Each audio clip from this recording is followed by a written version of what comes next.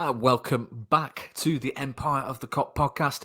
We've got Peter Kenny-Jones. I'll be your host, Farrell Keeling, and we have Foot Mercato's Anas Bakhkhar. Anas, thank you for coming back on to the Empire. Lovely to see you again. How are you keeping? Thanks again for the invitation. I'm very good, ready to talk about the Amrabat case. It was a bit complicated these last days, but we're gonna discuss it all along. Absolutely. No, we'll dig right into it because obviously there was so much in the way of speculation during the World Cup about interest from Liverpool. Specifically, we're all well acquainted with Liverpool's midfield crisis currently. Plenty of fans screaming out loud for Liverpool to sign a new midfielder. We ended up signing a forward. And it looks like we're probably not going to do any more sort of further business, but you never know with Liverpool. Last minute deals towards the end of the window have occurred in the past and could occur again, given the obvious need. I guess just to kick things off, because we heard there were meetings scheduled after the World Cup. Could you just give us some insight into what happened with those and what the current situation is? Just to remind the fans, there was a positive meeting. I think it was during the World Cup between the two parts, between his entourage and the Reds.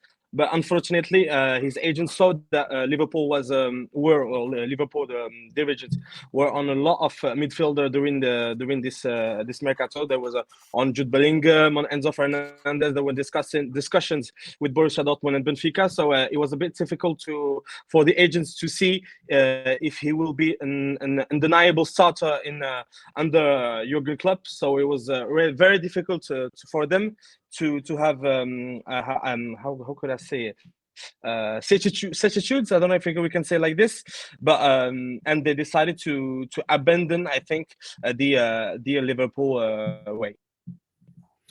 Okay, so that looks like a definitive answer. We might not be seeing him come to Liverpool then. So we've seen Atletico Madrid have been linked to a few other Spanish clubs and a few other clubs around the world. If it's not Liverpool, where do you think he will end up?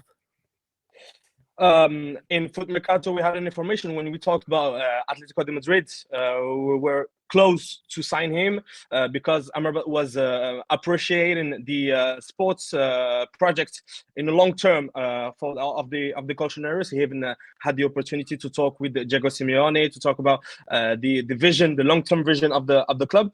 But the problem is that Atletico de Madrid doesn't have money for now, this winter to sign him. They already had 50 million of the purchase option that they had from Wolverhampton striker Mateus Cunha, who went this winter to the Wolves. So it's very complicated for now, even to see him go from La Fiorentina, because the Fiorentina is trying to extend his contract, which is expiring in 2024, if I remember well. So it's very complicated even to see him live the Serie A side this winter. I mean, we've seen lots of fresh rumours about him. There were some reports that he was at the Camp Nou for Barcelona's clash with Getafe. Is this accurate at all? And are Barcelona seriously in the picture when it comes to signing Amrabat, or is it just more sort of speculation? Can't he just appreciate a good Barcelona game? I don't know if it's there to sign or something. We also had Asdin Ounahi was at the Parc des Princes between PSG and Angers, but there was nothing signed between the two sides because there was some speculations of Ounahi going to PSG. So I don't think it's really a matter of a transfer of discussions between Sofyan Amrabat and Barcelona for the moment. Okay, and you have pretty much just said this already, but just to get the rubber stamp on it, maybe from a Liverpool perspective. So you said it doesn't look like he's going to move this winter. This summer, is that off the cards for Liverpool as well, or in the future? Or do you think he's going to be Fiorentina player up to the summer, and then he makes his big move elsewhere? I mean, personally, he wants to leave to leave the club. His agents had made it clear to the Fiorentina that he wanted to leave the club this winter to to go to a bigger club because he wanted to take profit of the performances he had in the World Cup. To go to a bigger club like Liverpool could be an opportunity for him to play at a high level, to play Champions League, to play Premier League. I know that it could be a championship when he could fit very well, like with his physicality, with his impact in the game. So it was a good choice for him to go for Liverpool. Unfortunately, we know that some players that take profit of the World Cup performances to sign another club, they don't get the same level of performances during the following seasons. So for the moment, I think that Amrabat will stay at La Fiorentina. Even I cited the sports director Joe Barone made it clear that he wanted to see him stay at La Fiorentina, like his teammate, Argentinian teammate Nico Gonzalez, who was world champion with the Albiceleste. Who could also who was I think close to Leicester. So it is very complicated to see them leave in like that. There's even not a week left in this transfer window, so it's very complicated to see them leave now. If La Fiorentina doesn't find a replacement for them. No, absolutely. I mean, we've got a good idea of sort of what Fiorentina's position is and potential interest from outside of Fiorentina. But I mean, is there an indication in terms of the players' end who he'd personally prefer to go to?